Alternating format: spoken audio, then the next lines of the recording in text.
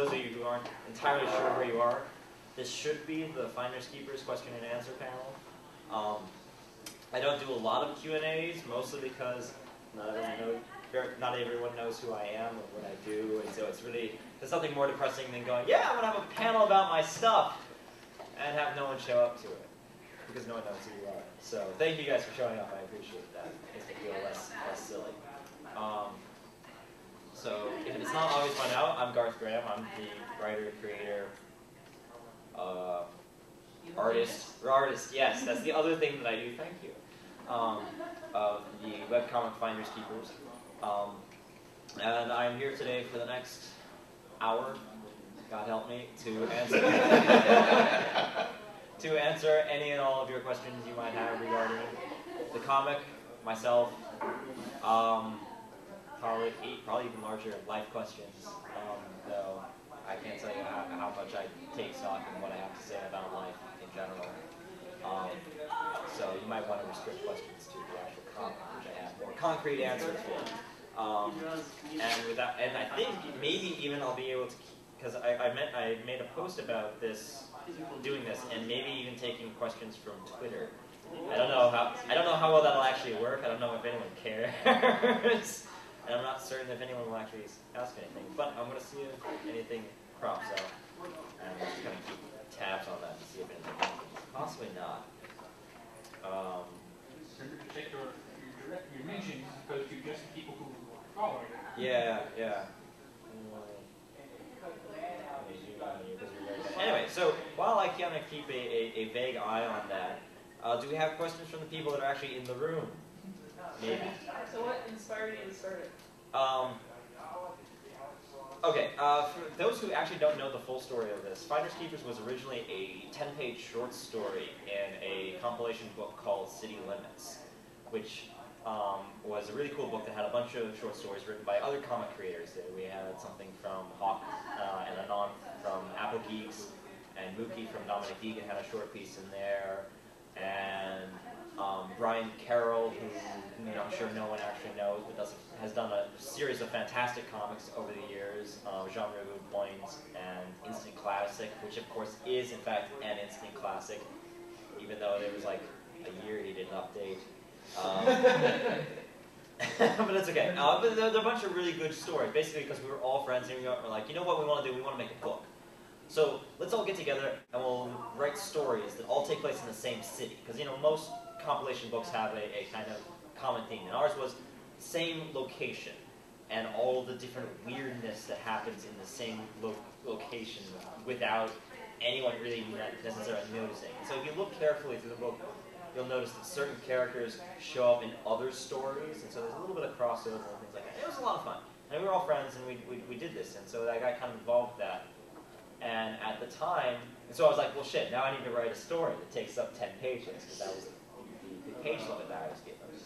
And at the time, I had just finished reading several of Simon R. Green's Nightside books. If you're not familiar with Simon R. Green, he's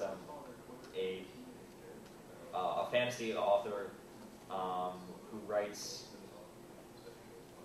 well, I would kind of call it the equivalent of trashy romance novels for urban fantasy. So super light reads, kind of nifty ideas, but not a lot of depth. Fun, but not like literature.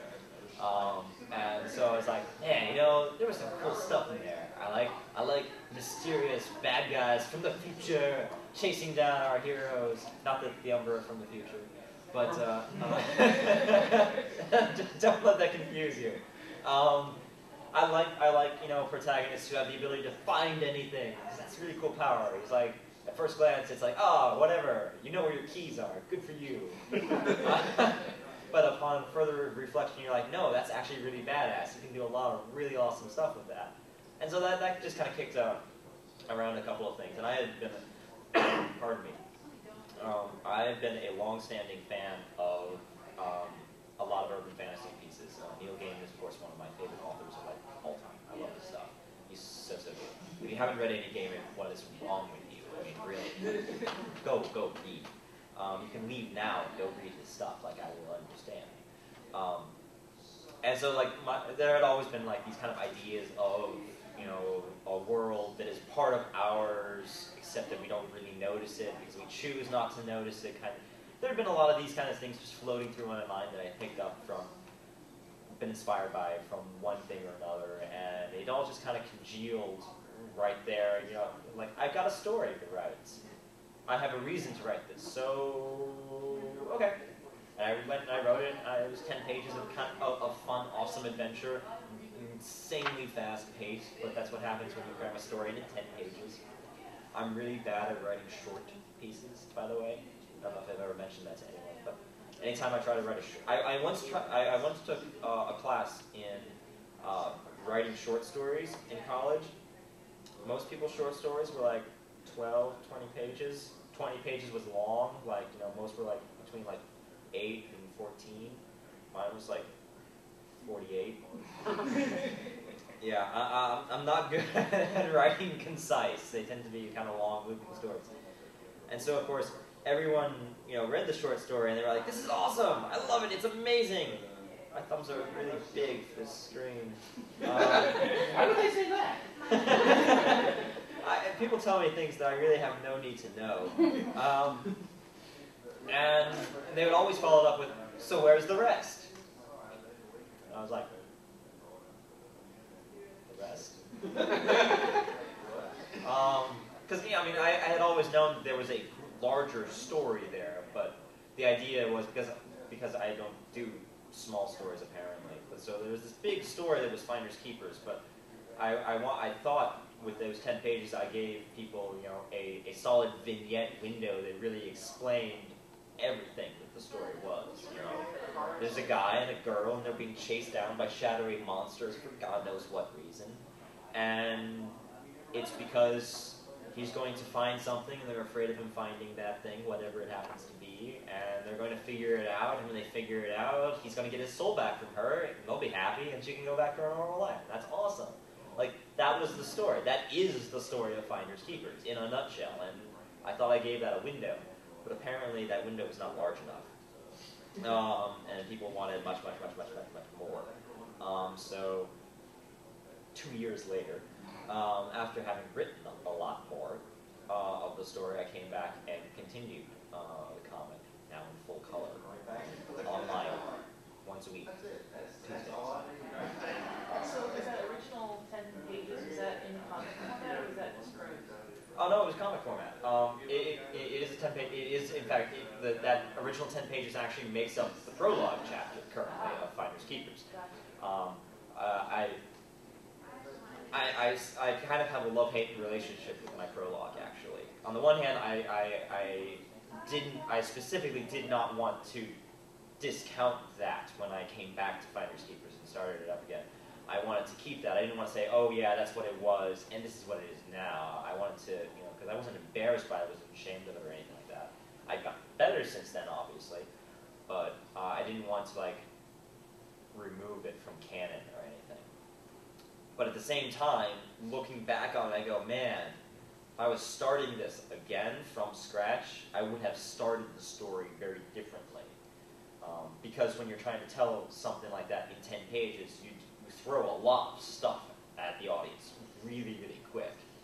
And it's nothing that, like, really, like, gives away the story, but, like, it does mean that, like, oh yeah, I'm going to have this big reveal, and oh right, I said that in the prologue. It's not quite as big a reveal as I thought it would be. It's still a reveal, as it were, but, you know, it doesn't quite have the impact that it would have otherwise. And it's just some timing issues, but yeah. So the black and white part of Finders Keepers is that original segment of the story.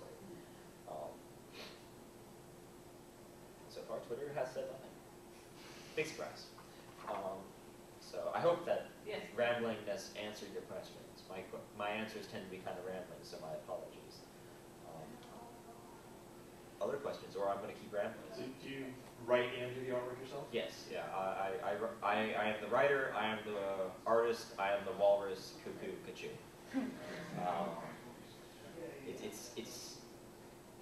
It's both amazing and annoying being the writer and artist. On the one hand, I'm doing twice the work. On the other hand, I can write myself, you know, the equivalent of Cliff Notes and be totally okay with it because I know what I'm talking about.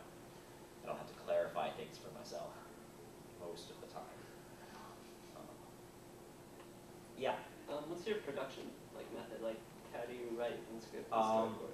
I script in a kind of standard format of, page number, panel number, description of what's happening in the panel, dialogue, panel description, and so on and so forth.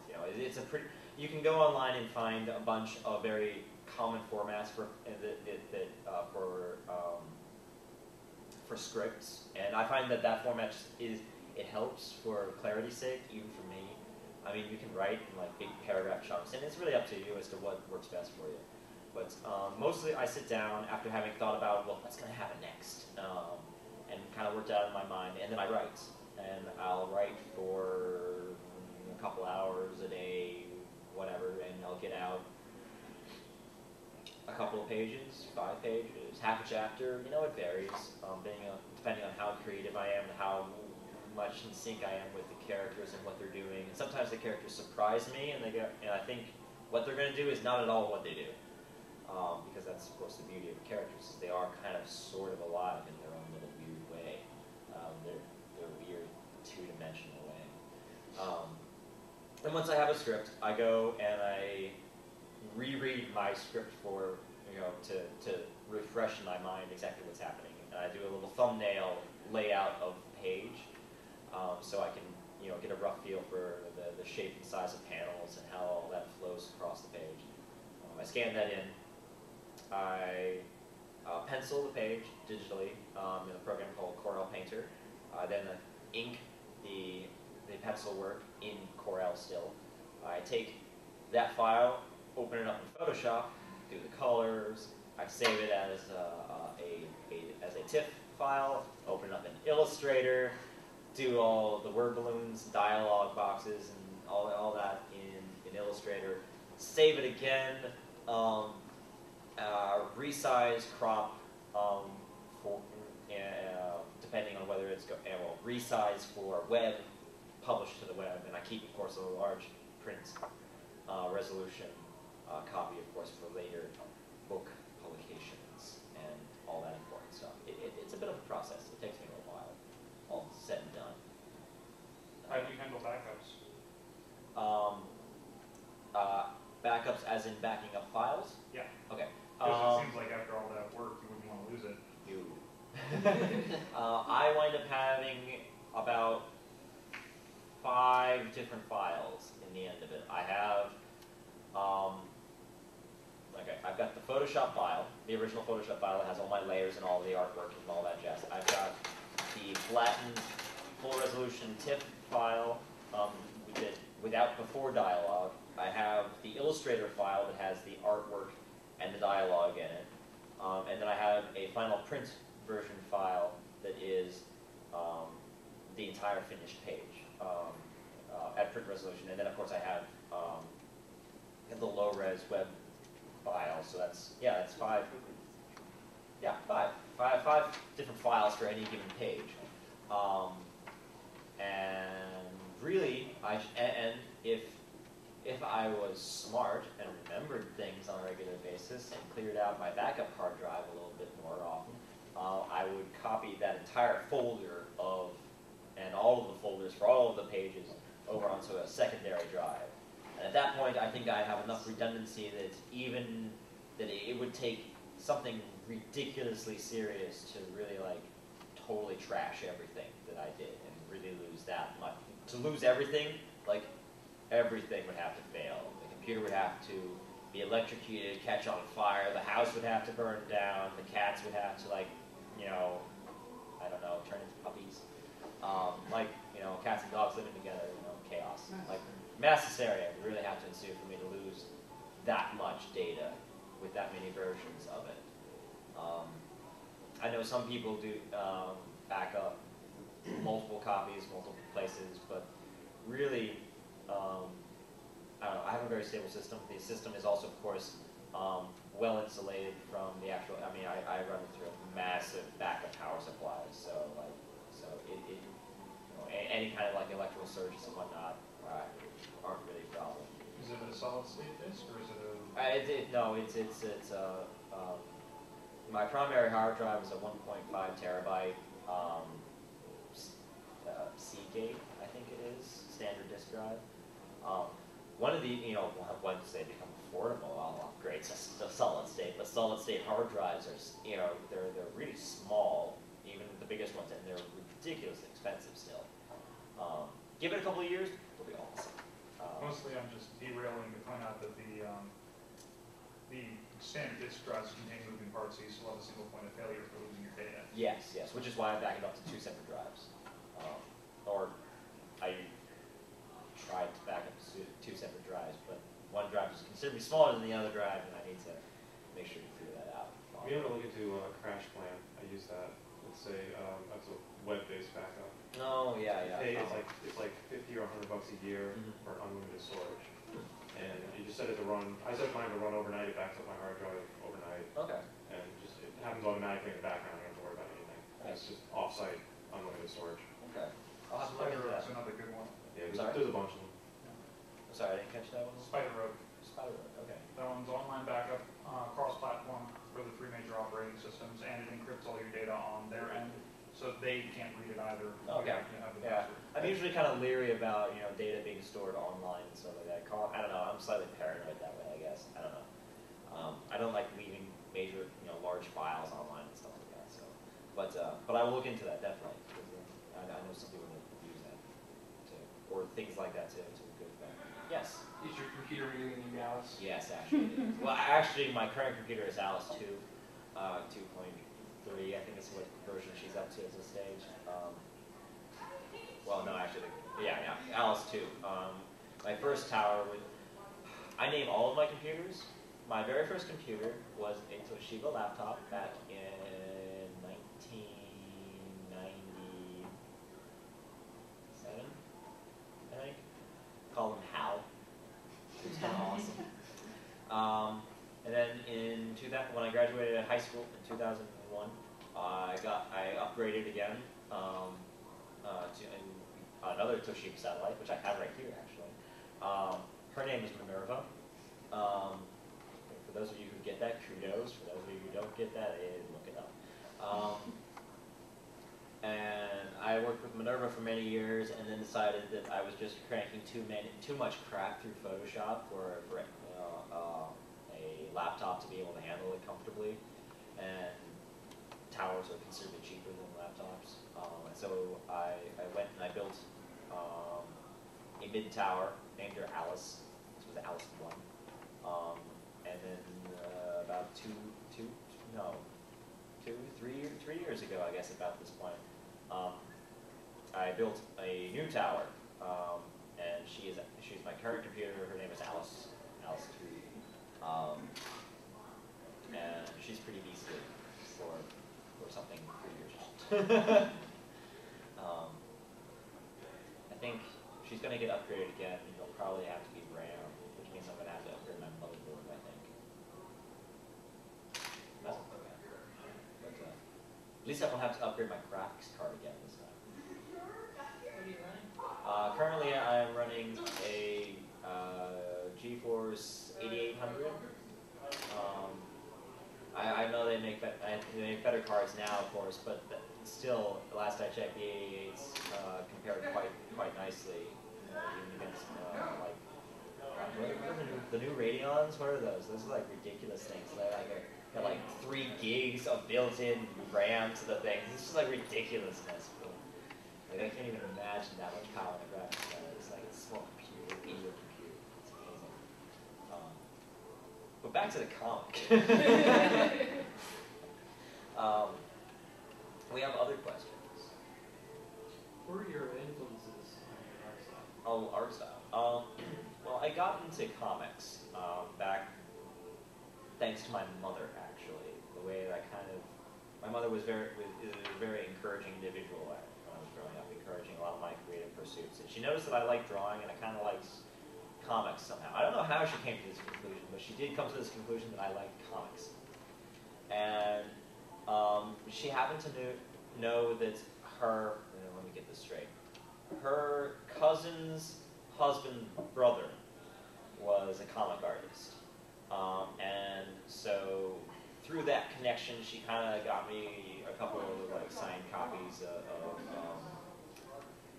comic called Cyberforce. Yeah, my mother's cousin's husband's brother's Mark Silvestri. Yeah, I know, I was kind of surprised too.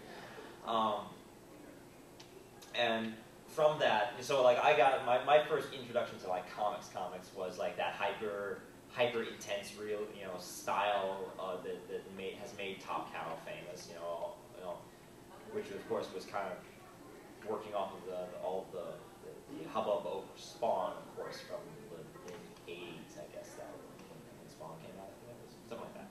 Anyway, so I grew up on Top Cow and all that other, Witchblade and all that kinds of stuff.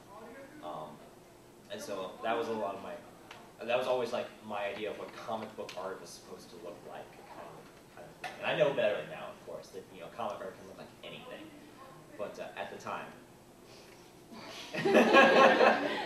Pay no attention to the man behind the curtain. Yes. From there, of course, I got into a whole mess of stuff.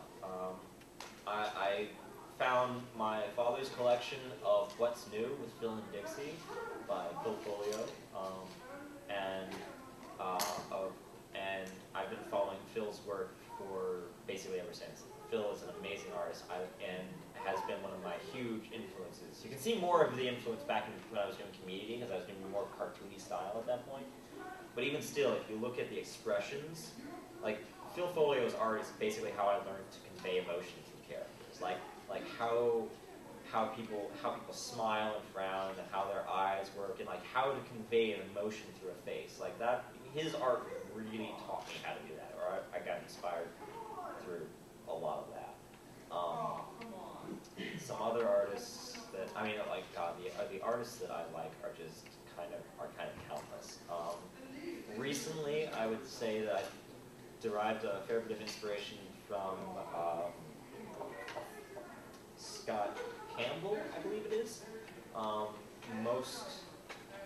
Best known for his work on Gen 13, I think. Although that was many years ago, he does other stuff now. I really like the way he draws noses. I know that sounds weird, but I really do. It's a hard thing to draw noses, and I like how he does it. So like little bits of his stuff, people say, "Yeah, this looks very Gen 13." I'm like, "Thank you, that's awesome." I wish I had done Gen 13. I occasionally also get told that I look like Seth Green. I'm not sure how I feel about that, but that's okay. Seth's a nice guy.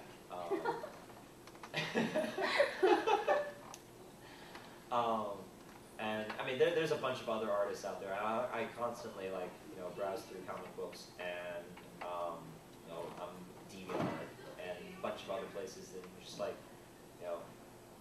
find awesome art and trying to pick apart how they did such a thing and analyze this and see if I can work it into my own stuff to try and keep improving my own art and refining my style and that kind of stuff. So.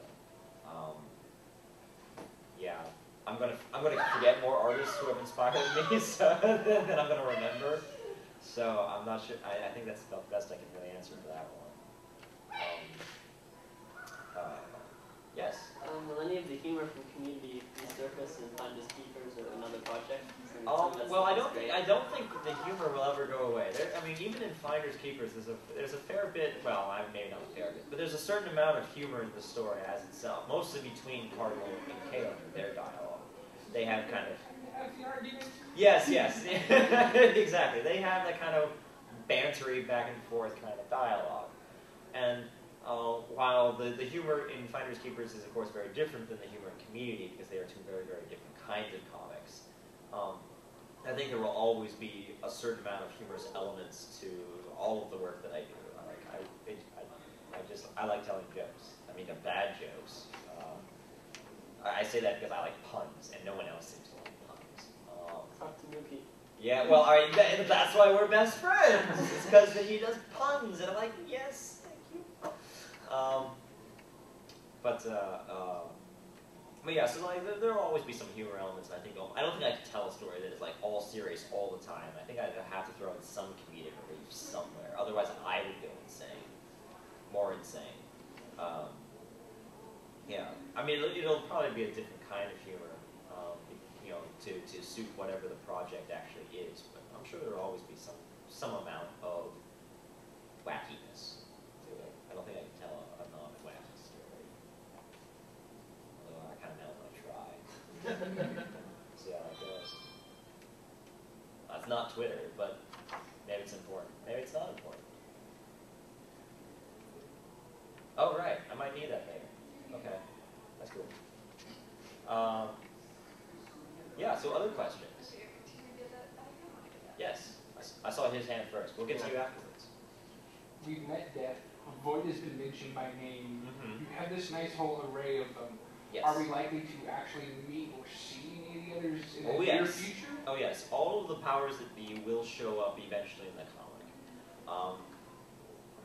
Many of them won't show up until much later, and obviously several of them have much more involved and important roles in the adventures of our nebulous heroes.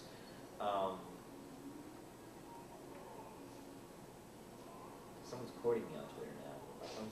Someone's in this room. Alright, who is the Rebel's heart? Okay, that's you. Alright, now that I know. Alright, now that that's What's his Twitter account? Oh, yeah. On Twitter, I'm Garth FT. The G, the F, and the T are capitalized if that matters. I don't think it does. I think capitalization caps specificness went out with the way of the dinosaur back in early email, I think. Yeah. It still applies to Unix-based operating systems, but Windows-based ones don't do it, and therefore most of the Unix ones have stopped doing it. Good for them, because it just complicates the crap out of everything. Yeah. Yeah. But anyway, so obviously Death and Void are, as they've been mentioned already in the story, have fairly high stakes in what's going on. What those stakes happen to be, I don't really want to say yet, because that would give away too much. But yes, we will meet all of the powers that be at some stage in the game. Some of them will be met together as a group environment. Some of them will be met singly, but we will meet all of them at some point, because they're what's going on is too big for them to not get involved. Yes.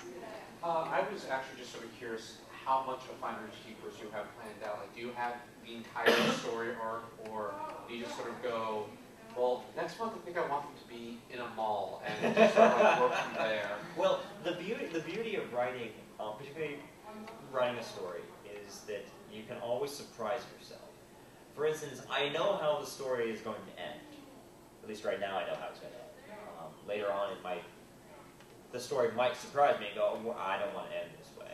It's the ending you thought you were going to write, wrong ending. Here's the ending you're going to write. Stories occasionally do that to you.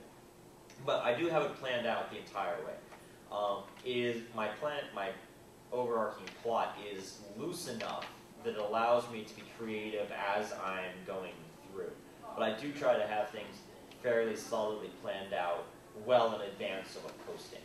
Occasionally, I get to a page and go, you know what? This would be so much better if I did this instead, which is where the mall came in, actually. Originally, they were not going to exit back into a mall. They were going to exit back out into the Weird Bazaar. But I thought to myself, man, wouldn't it just be really cool if they walked, through a door, back out into where you thought they were going to be, and it's totally not. It's a complete, and to really show that overlap of the real world and the supernatural world, and how they're not really different places at all. They're really just different mindsets, different vantage points of the same space. Like the mall and the Weird Bazaar are basically the same place. I mean, they're not like a one-to-one overlay, but they really do coexist, and I wanted to show that some more, because I felt that I was really too much like, and we've left the real world behind and we're in the supernatural now, and I really wanted to kind of bring that all together and be kind of, to get that meshed. And I thought that worked really well, and that was some inspiration that came on me basically as I was doing that page, shortly beforehand. So I do have it planned out, but there's enough leeway in there for me to have fun and be inventive with things as I get there. Yes? Given the rate at which the story has gone thus far, and where you know the story is going to be heading, how long do you think it's going to take you to tell the whole thing? Okay, so we're almost at the end of chapter 4. I expect the story to take at least 15 to 20 chapters to tell. At current rate of production, There's a rate? which is like once a week. Although actually, not even at current rate of production. Once a week, 24 pages of a chapter, another 10, 15. 2 chapters a year. Yeah. So I'm gonna have to step it up. Otherwise I'm gonna be 40 while I'm still doing this, and that's just not gonna fly. But all right, I did the math a while ago, back when I was actually updating twice a week, Tuesdays and Fridays, and then life kind of got in the way of things. But my goal is, of course, to get back to Tuesdays and Friday updates. At twice a week updating, it'll take me 5 years to tell the story. We've been through 2 so far, and I can guarantee it'll probably take another 4 or 5 at the very least to get through. So we got a ways. Yes. Okay, well, I haven't read as much Neil Gaiman as I should, so I may be totally off the side on this. But Yes. doesn't Neil Gaiman have a sort of teenage death character She does. Yeah, I'm sorry, he does. who is remarkably similar to your death? I've gotten that comment a number of times, yes.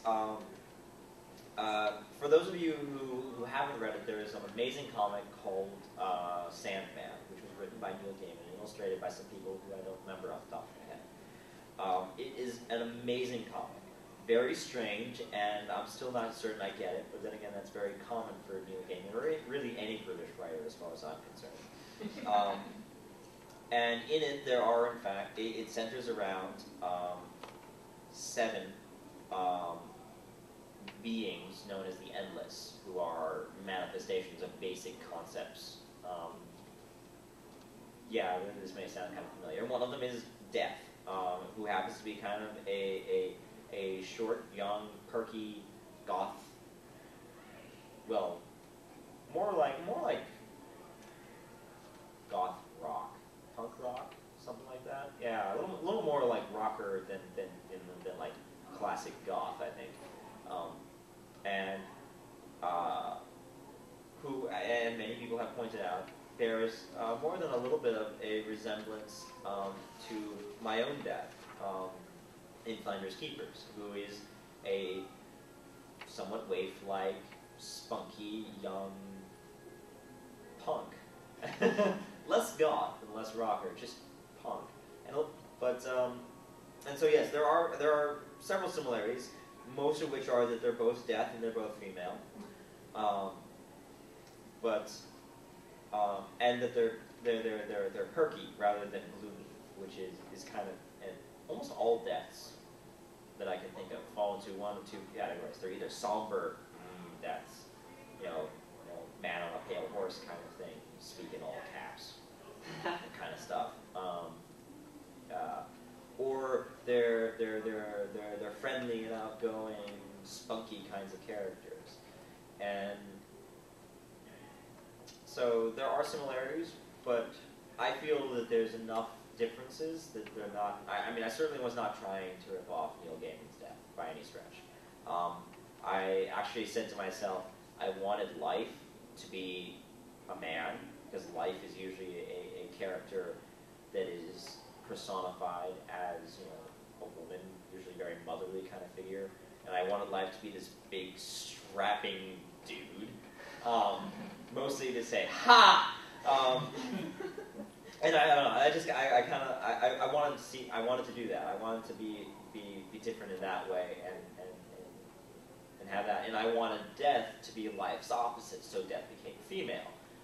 Because I believe actually in like some of the original scripts, I actually refer to Death as him, because I think Death was supposed to be a guy very, very early on, and that changed very quickly. So Death became, female. And I didn't want her to be, this gloomy, depressed, emo, teenage chick thing. That would just be like, oh God, sign me up for some My Chemical Romance. Where are the razor blades?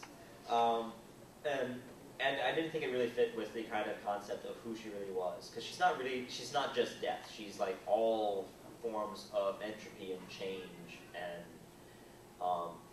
change is not always bad. It's just different, and so of course different is scary and blah blah blah. So I don't know. I can't say that there wasn't influences from Neil Gaiman's death. I'm pretty certain that there were, but if you compare them, they're not the same character. They are actually. I mean, Sandman's death, who was in fact relatively chipper, except for when she was first introduced. She was kind of really down in the dumps, and then Dream came along and helped her out. Dream's such a nice guy. Pardon me. Thank you. But while she was friendly, she wasn't like bubbly quite, whereas Finders Keeper's death is very bubbly, occasionally borderline insane. But I think that's just her being excessively friendly, because she's like that. So I don't know. Other questions? Yes. Recently you had Caitlin appear back in Morlock's closet, I guess, for lack of a better word. But it wasn't really quite clear about how she ended up in the closet. Like she was walking along in the mall, and then it's, oh God, they're everywhere. And did she do that? Did the Umbra do that? Or did Cardinal do that? Okay. What it was is, all right. I will explain the logistics of that one. What it is, she's running through the mall. She turns down through one of those like emergency exit, utility doors that you occasionally see down those random hallways that are obviously, they're stark white. There's no signage. There's no nothing. You're like, and very much you don't belong down here. There's no shops. Go back the other way, kind of thing. So she runs down through that, turns to there, finds her basically runs down into one of the service corridors that line large buildings like that and used for maintenance, that kind of thing. And then the Umbra jump her there. She's still in the mall. And then when she summons Cardinal, what winds up happening is her summon takes the form of changing the door that Cardinal's walking through. Cardinal is, from his perspective, opening the door to the back room of Morlock's shop. From Kaylin's perspective, he's opening a door into this corridor that she happens to be standing in, because doors don't always open to the same point on both sides. I like doing that with doors, and I will probably continue to do that with doors for some time. And then, of course, once he's walked through and Morlock goes, "Oh, I'm having none of this," and shuts the door behind him, the door then loses its connection to the hallway, because that's not where the door is supposed to lead. The door is supposed to lead to Morlock's back room, and her invocation of Cardinal readjusted where that door opens to it, since it now opens again back to where it ought to, Morlock's back room. The door on the corridor side dissipates and kind of vanishes, as I think I kind of drew in the background. But, so yeah, little weirdness when you live in a non-Euclidean world. So yeah, I'm sorry if that was confusing. No, it wasn't confusing. I was just trying to make sense of I was like, oh God, did she do that? Or did he do that? There will be a lot of who's actually pulling the strings kind of things going on, and a lot of surprise. I didn't know I could do that kinds of things. Like, I didn't know you could do that. Why didn't you tell me? I thought you knew. A lot of that kind of fun stuff. Other queries? Yes, in the back. When Cardinal introduces himself, he says something like, he's the son of the primary directions or something like that? Yeah, he is Cardinal, Lord and Aspect of the primary directions, son of the Lord Navigator. Does he say anything? Son of the Lord Navigator, he didn't find anything. Yeah, I think that's the line he uses. Yeah. Well, are you ever gonna like? Was that more like metaphoric, or does he actually have a father who's called the Lord Navigator? He does in fact have a father. Or are you gonna get to see You him? will Like, meet him. Yes. another like. I want to see. I don't know if we're gonna see like people who are kind of related to him, like siblings or fathers. Yes, or, actually, can not immediately. There will be. Did you meet the sister you mentioned to me in the email once? Yes, actually, I think she's mentioned in the comic. In fact, Cardinal kind of offhandedly says, "Oh, I can hear Rose already." Yes, he does in fact have a sister named Rose, short for Compass Rose, obviously. And yes, the house finder is actually a fairly extensive household, as the idea of searching and location is a fairly complex idea in you know, our minds. You know, you've got a lot of concepts that fall under the idea of finding stuff, of where things are located and how to go get them. And so he has quite a few siblings and extensive family, and that will be gone into. Yes, it'll be interesting. Yes, go back. Okay, like, just given the way Cardinal introduces himself and whatnot, is the story going to have any emphasis on true names, or is that going to come into play? True names in the classic kind of Wizard of Earthsea kind of way of, you know, everything having a true name that is that defines everything about it, and by knowing true names you gain power over it, kind of thing. While it's a very fascinating concept, doesn't really play into the world setup of Finders Keepers. And so like knowing things, yes, there's a certain amount of import to that. But in the world of Finders, it's more about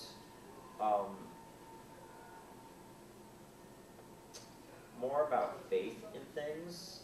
And I don't mean faith in a religious kind of way. I mean faith in the believing in a thing.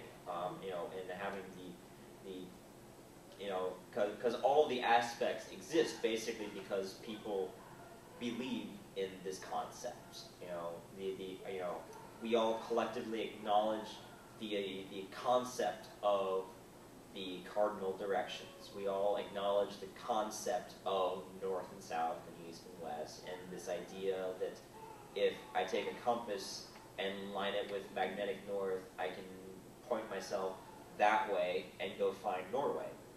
Although I think Norway's over there. You know, and so on and so forth. And so there will be a fair bit that involves with labels of concepts, because you know that names are of course one of the big ways that people define an idea. We call it something. Anytime we encounter anything unknown, the first thing we do is we give it a name. So it's something to call it by, and that helps solidify the idea of whatever it is. You know, we did. You know, I can tell you about those little funky things that make up subatomic particles, and you're like, oh yeah, those things. Those are weird. But if I go, yeah, man, the quarks are strange, and you go, no, they're left flavored. And like we have this dialogue that's semi-concrete, at least as concrete as quantum physics gets, about these weird concepts that before we gave it the name quark, you know, was semi-intangible, or didn't have a really solid grasp of it. You know, the more we define a thing, the more real it becomes, and so that will play more into the story of Finders Keepers than true names will. Yes. I had a quick question. Cardinal uses the phrase compass and cross. Yes.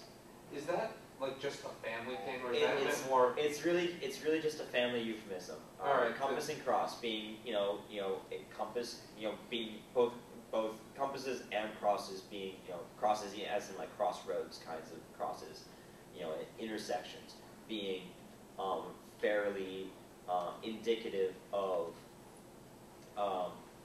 direction and finding things in location and that kind of thing. So like it just fits the house. It was one of those things that I threw in to help makes things seem more genuine, more real. But you're not going to like randomly hear people use that at the weird bizarre. That's like, No, that's really specific just to- a family thing. Like the only, anyone in the house finder will probably use it, but it's really more specific to them than anyone else. Like, another major house would probably have developed its own set of euphemisms. Yes. Was that inspired by House Opener, Temple and Arch? Ooh, I had No way. forgotten about that. It probably was, actually. Now that I think about it, it probably was. Neverwhere is, of course, one of Neil Gaiman's other fantastic books that I've been a long-standing fan of. It's actually one of my favorites of his. Comes in close against Stardust, I think, which is a little sappier, but also really, really good. Obviously, Neil Gaiman, the idea, because for those of you who haven't read Neverwhere, one of the main characters is a young girl named Dor, who comes from a house of openers. Her father Portico, and I forget what her brother's name was. But anyway, they open things. That's what they do. Much the same way that Cardinal finds things. That's what he does. And I'm very, very certain that a lot of that had very fundamental, inspirational kinds of things with Finders Keepers. But it's been a long time since I read that book. I should go back and read it. They released a graphic novel version now. Oh, really? Have they? That's awesome. I don't like the art of it personally. Really? That's unfortunate. Yeah. Huh. Okay. Yeah, there's a movie version also. There's a BBC. Oh, yeah. I have a soft spot in my heart for the BBC version. Yeah, but it's kind of like the original BBC version of The Hitchhiker's Guide. Yeah, it's faithful to the story, but damn, it's hard to watch. It's hard to watch anything on a budget of $13. And I mean dollars, not pounds.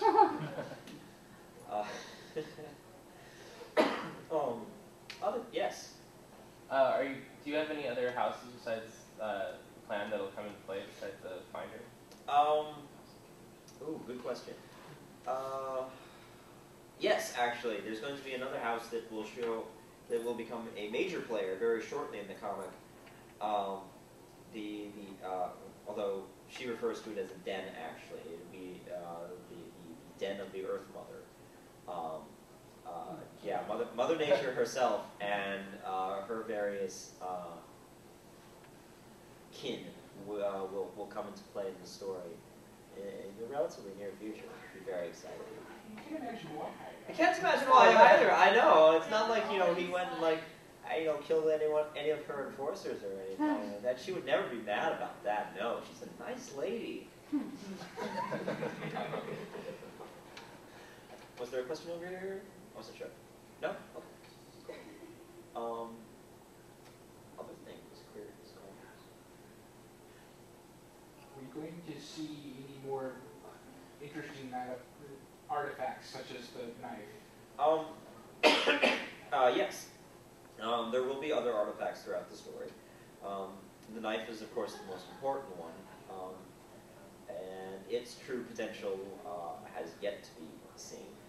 But I'll be showing off a little bit more of what all he can actually do in the near future. It will also be very exciting. So many exciting things coming up. Yes. I actually just thought of one. The armor that Cardinal has just recently Yes. picked up, which is lovely looking, by the way. Thank you. I was noticing, and it occurred to me, and I might as well ask. I noticed the elaborate patterns along the edging, and I was wondering, do you actually have that pattern so that it's the same, or do you No, just make hell it no. the time? Oh, hell no. I mean, Just wondering. I think there are two symbols that I draw the same every time I go through and do those runes. Because I think the first time I drew it, I was just like, this will be a good thing. It'll be a good starting point for it to make it kind of look like it's even or something like that. But no, I mostly just go and I do squiggle things.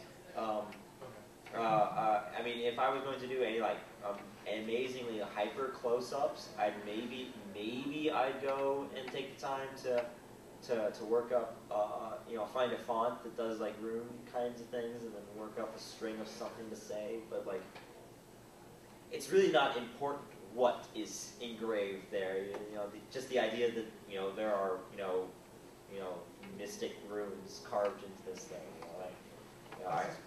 I wanted it mostly to be. Sorry. As the Smoker was fixating on the two symbols that are the same each time, I was like, are those the same? The Yeah, same consistent pattern? Yeah, it kind of tricks the eye into thinking that the rest of it is a planned progression, and it's really not. That's one of those things that over the years I've learned that I could go ahead and obsess about little details like that to make sure that they're perfect every time, but no one will ever notice, or more importantly, no one will ever care. Except for that one person. That one person will come in and go, "Oh, you messed this one up." And I'm like, I don't care. You shouldn't either. But yeah, no, I wanted to do kind of a weird blend of like super science and like mystic kinds of armor there. So it was some. I mean, that's why I had like the kind of carbon fiber weave texture in there, along with like the elven like banded overlapping segments and stuff like that. And the runes were just cool. Well, runes. They're not really runes. They're just squiggles. I'll be honest. The squiggles of power are pretty awesome, though. Engravings. Yes, the engravings. Yes, thank you. Does the same apply to the runes that are on the cards that you have in the powers of the beat? Oh no, that actually I did work out.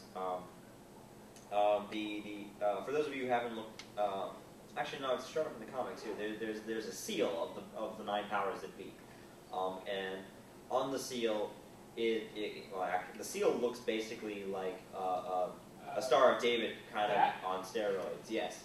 You could ask them around if You could. Instead of 6 points, it's 9 because there's 9 of them, and each point has the symbol for each of the powers. And I did in fact work up the symbols for those 9 powers to be. And there are you can make out sort of a series of runes that are on the thing. However, in that instance, I actually did have a font that was runes, and so when you convert the rune font into a legible font, it actually does say stuff. And I don't remember everything that it says off the top of my head, but I only had to do it once because I knew that I wanted it to be a seal as opposed to the runes on the armor, which are very variable, and like I'd spend if I were to go and work up like an actual string of runes to put onto those bands, I would be there forever trying to make them fit or drawing them right each time, and it's just way more effort than I'd really have time for. Otherwise, it would really take me an entire week to do a comic, and I'd be updating once every month, and that'd be terrible. Whereas this, I can do the work up the Illustrator logo once and apply it to the backs of cards, warrants, important documents, really whatever I want to. So it varies, really. But in that instance, yes, those actually say things. But I don't remember what they say off the top of my head. I have to look it up. Yes. Is there going to be like hostility from the House of Finder that this human girl has cardinal soul, or are they just going to be? Oh, I'm sure that was not going to go over well with somebody. Somebody's going to object to that. I'm very certain. Whether it's his dad or his sister or maybe his mother, who knows? Any of his relatives, maybe. I'm sure that somebody is going to take exception to that. Yeah, I'm sure that's going to be a point of contention. And we seem to have about 5 minutes before the next panel, which I will also be running, so I'm not going anywhere. Which will be Steampunk to Cyberpunk in History, which should be very good. I highly recommend you stick around for it unless you've got more important things to do. I can't think of anything that would be more important. I'm sorry? Oh, right. If you want to go to read Neil Gaiman, I'll excuse you. You can be excused for that. But we do have 5 more minutes, so I think we have time for at least more questions. Maybe. Yes? Do the houses intermarry, or That's an interesting question, and that's a difficult question as well. And one of the reasons that Cardinal is somewhat of a black sheep of his own house for the very same reason, in that the houses and aspects exist basically because mortal men declare them to exist. You know, I say that the color blue is a thing and a reality, and so the color blue becomes real. I could also say that kumquats are real, and kumquats become real, and so on and so forth. And so when aspects are born when a new idea is created, and a lot of this will also be gone into in more depth when we go and actually start meeting Cardinal's family, which will be down the way to a little bit. So, brand new concepts that are literally a blend of two different houses, yes, there can be some overlap there. There is that possibility. I can't think of a good example off the top of my head, but there is the potential for that, yes. More commonly than, and sometimes the title of an aspect is what's passed on rather than a new person being created. Aspects are, of course, exceedingly long-lived, being as long-lived basically as the ideas around.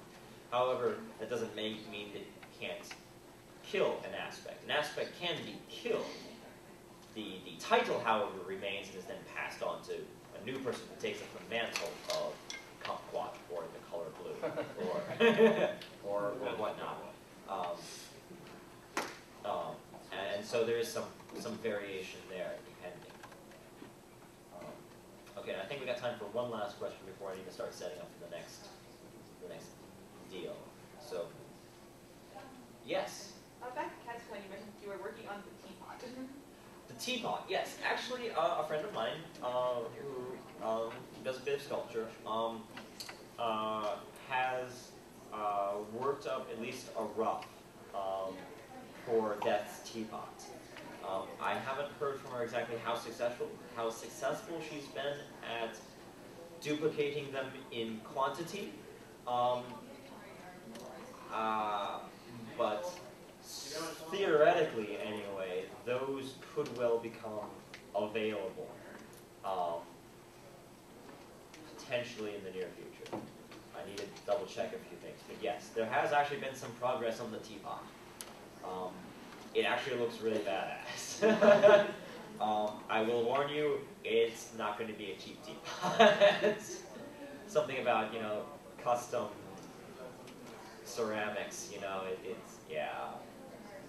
But there has been some progress made on that. Okay, so I think that's going to wrap up the Finders Keepers Q&A. Thank you guys for coming out and asking me all these questions. That was really awesome. And I'm going to start setting up for Steampunk to Cyberpunk, a history, 101, lessons to be learned from the 80s. Because it is from the 80s. Oh, thank you.